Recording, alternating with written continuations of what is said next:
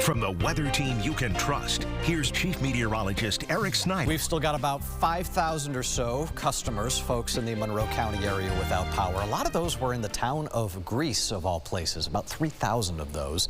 Rest of the area, much less, much lower in terms of power outage numbers. And there's nothing in here that we're seeing right now that is of concern. I'm hopeful that ship has finally sailed. Farther off to our southeast, another pair of very strong cores. These are going to pose a dual problematic risk here from about the Auburn area toward Moravia with each of these. Number one would be damaging wind gusts.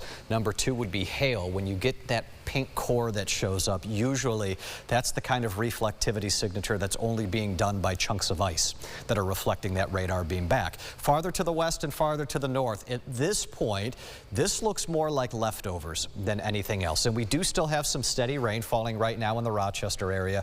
Leah reporting the Red Wings were putting the tarp on. That makes sense. Hopefully that doesn't have to last for that much longer.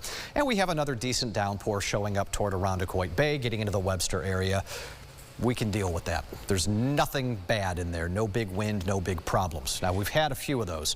These are all reports of damage, and at this point, we've had about a half a dozen of them in and around the Rochester area, and especially the north side. And then we've seen another 4 or so in southwest Wayne County, all for largely the same thing. Those are going to be those stronger straight line winds that push their way through.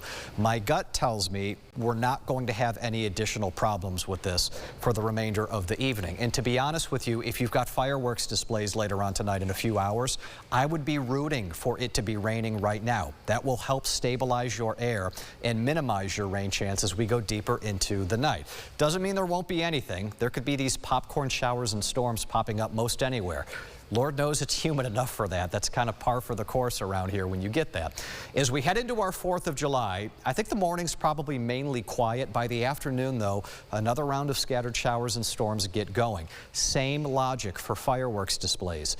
Earlier with the rain and just getting it out of our system here is ultimately going to be the prize that gets you into an evening where fireworks get off, hopefully, without much in the way of issues.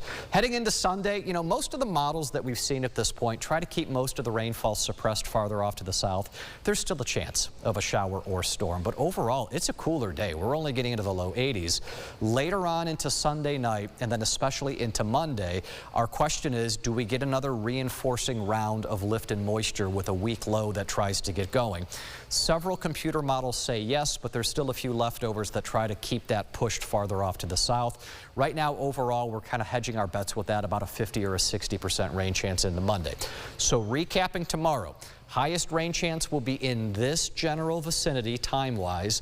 Much lower rain chance by the time we slide into the evening. Also going lower next week, both the heat and the humidity. That's your muggy meter plotting the humidity, the dew point.